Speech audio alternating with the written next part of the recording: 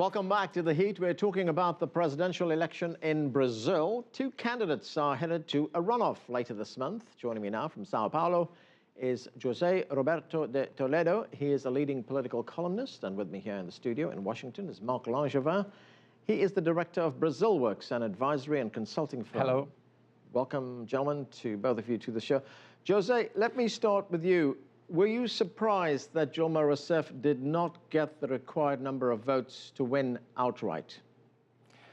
Well, it was not what the polls said. It was almost certain that we're going to have a second run because since 1998 that we don't have a president elected in Brazil in the first run, the first election. So it was what we expected. What we didn't expect was that the second, the opposition candidate, Aécio Neves, reached the number of votes that he got.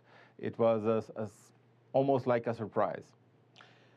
Mark, the number of votes that Neves got, does that now make him a serious contender for president? Oh, most definitely. I think one of the most interesting things about this very dynamic electoral process right now is the fact that there was a lot of, in a sense, voter migration from Marina to now the second place candidate, Aécio Neves.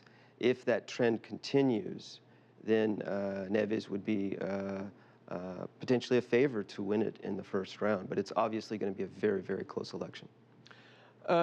José, what kind of numbers would Neves have to attract from the third place candidate, Marina Silva, to enable him to get over the top and win the election? Well, Dilma needs at least 9 million votes more to get re-elected.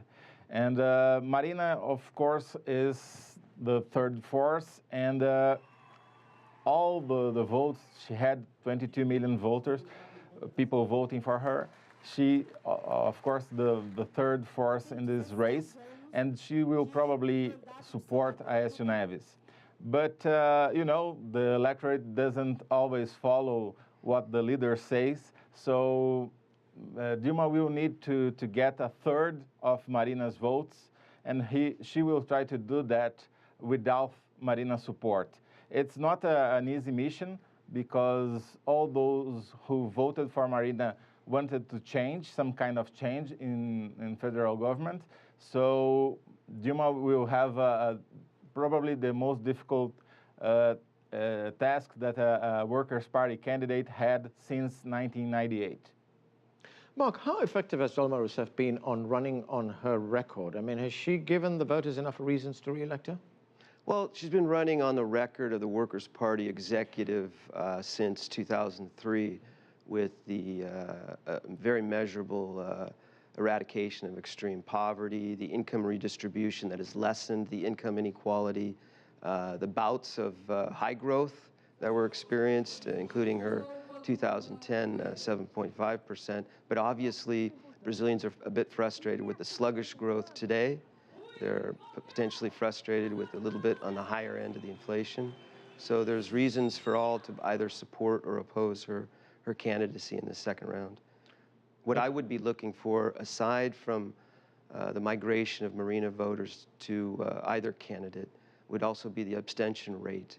It came in at about an average of about 19%.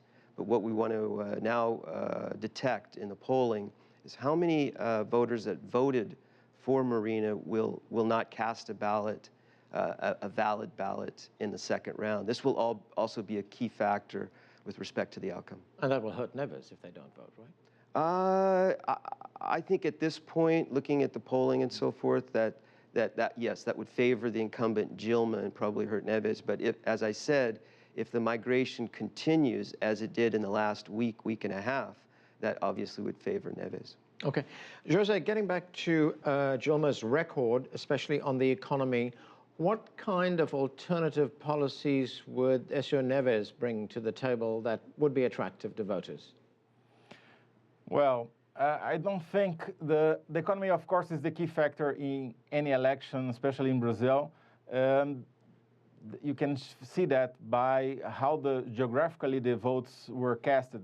In the northeast region, in the north region of the country, which are the poorest regions, Dilma won by more than half of the votes. She would be reelected if the election was just there, because there the economy is growing much faster than in the rest of the country.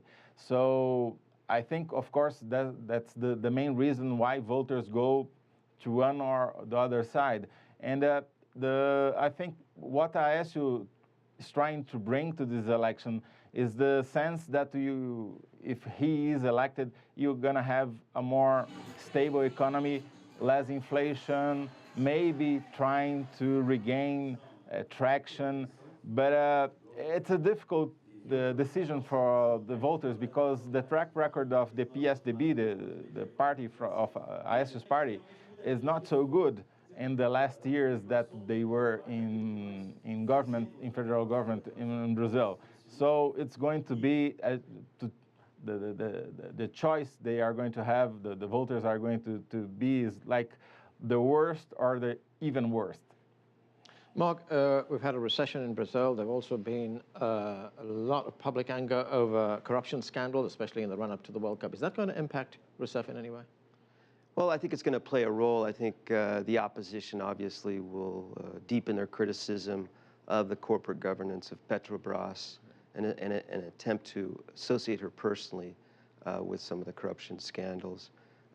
Although I think that, quite honestly, I think the election does come down, as Jose mentioned, to people that want change and people that want a continuation of some of the progress that has already occurred. People see it differently. There's almost two Brazils now. There's one that has significantly benefited from the worker party administrations, Lula and now Rousseff.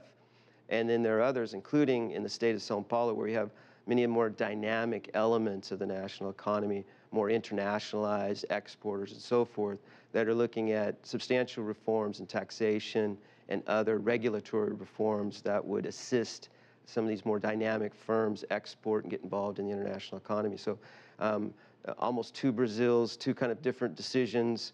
I think it will be a tight election, but maybe a scandal such as Petrobras might assist the opposition. But it could be a question of two glass houses as well. There are things on Neves' docket and his governance in Minas Gerais that also could be criticized. So I don't know how far that will go. I think ultimately it may come down to who might better administer the state to reboot the economy and get it growing again. Right.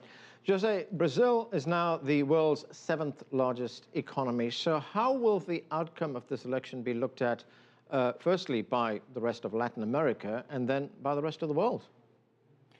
Well, if ASU wins the election, there will be certainly a change in the foreign policy in Brazil. Probably the alliances that Dilma has made and Lula has made, especially through the Mercosur, will be different. Probably they will look for a broader alliances. Venezuela will not have the same support.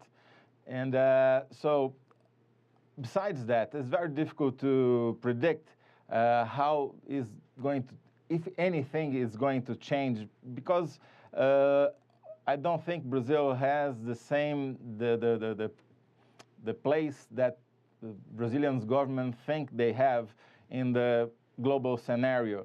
The role that we play is not as preeminent as the government wanted to be. And I don't think this is going to change in the very near future. Doesn't matter who is the president. All right, Mark, one final question. We've just got a very little time. 4 nationally televised elections coming up before the runoff. How important are they going to be? No, I think they're very important. National televised debates, rather. Yeah, I think they're very important, especially for those undecided voters or voters of Marina who may be considering abstaining from the election. So a lot of the decisions will be based on the style of 2 candidates at the debates and what they're really emphasizing in terms of the particular change that Neves might conduct, and also look for suggestions by Rousseff about potential changes in her next administration if elected. Okay, gentlemen, that's where we have to leave it. Thanks for joining us. And that is it for this edition of The Heat. We'd love to hear from you, so please send us your questions, comments, and story ideas to The Heat at cctv-america.com. And we'd like to continue the conversation on social media. Give us your thoughts and comments on our Facebook page. That's CCTV America. I'm Anand Naidu in Washington, D.C. Thanks for being with us.